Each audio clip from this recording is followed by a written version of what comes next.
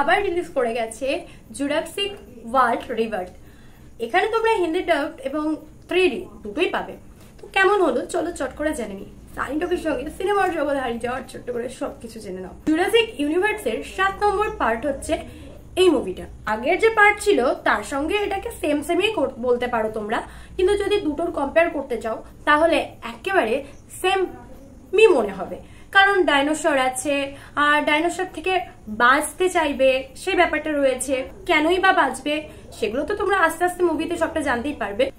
সত্যি বলতে এদিকে ডাইনোসর তাদের জন্য বিপদ, অথচ যাকে এখানে একটুখানি চেঞ্জ আছে গল্পটা। ডাইনোসর দেখে দেখে মানুষ একরকম বড় হয়ে গেছে, তাহলে উপায়?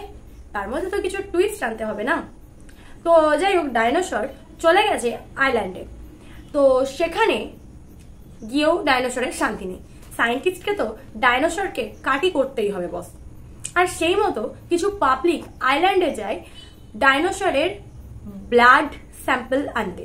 কি না সেই ব্লাড স্যাম্পল থেকে ডিএনএ বের করবে এবং যেটা বহু বহু জীবন বাঁচাতে পারে।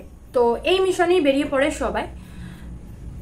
আর হ্যাঁ, সব ডাইনোসরের নয়, মাত্র 3টে ডাইনোসরের ব্লাড স্যাম্পল চাই। যাই হোক, তার মধ্যে তোমরা সেই ডাইনোসরগুলোর বিভিন্ন ধরন দেখতে পাবে। কোনো ডাইনোসর জলের মধ্যে রয়েছে, কোনোটা আবার আকাশে উড়ে বেড়ানো ডাইনোসর, কোনোটা আবার ডাঙাতেই রয়েছে। তো সবাই মিলে কি সেই মিশনটা কমপ্লিট করতে পারলো? ডাইনোসরদের থেকে ডিএনএ আনতে পারলো? সেটাই হচ্ছে আসল গল্প আর টুইস্ট। এছাড়াও একটা কমন বিষয় এই ডাইনোসরের মুভিগুলোর মধ্যে রয়েছে, যে আগেও আমি দেখেছি বেশ কিছু ডাইনোসরের বেস্ট যে স্টোরিগুলো হয় সেইগুলোতে, যে একটা বাচ্চা কোনো না কোনোভাবে ডাইনোসরের সামনে এসে ফেসে যাবে। তো এখানেও একটা ফ্যামিলিকে দেখানো হয়েছে যারা ডাইনোসর আর সায়েন্টিস্টের মাঝামাঝি পড়ে একদম ফেসে যায়। কিন্তু কেন ফ্যামিলিটা কেন এলো? Scientist, mission, dinosaur, okay, but ফ্যামিলিটা কেন ভাই? আর তাদের ফাঁসারই দরকার কি ছিল? তো আই থিঙ্ক মেকার্সরা অডিয়েন্সের ইমোশনে একটুখানি টোকা মেরেছে। আর সেই ব্যাপারে তো মেকার্সরা অলরেডি সাকসেসফুল, কারণ আমরা তো অলরেডি ইমোশনাল ব্যাপারটাতে একটু বেশি কানেক্ট হয়ে যায়। বাট প্রবলেম একটাই, স্টোরি সেই repeat repeat repeat repeat repeat. So প্রতিটা জুরাসিক পার্টের মতনই এখানেও কেউ মরে তো কেউ বাঁচে, কেউ অন্যের জন্য নিজের জীবনকে জাস্ট বাজি রাখে, কেউ আবার জেনে শুনে বিট্রে করে দেয়। মুভি শেষ হওয়ার পরে বসে থাকার কোনো দরকারই নাই, কারণ কোনো ক্রেডিটস নেই।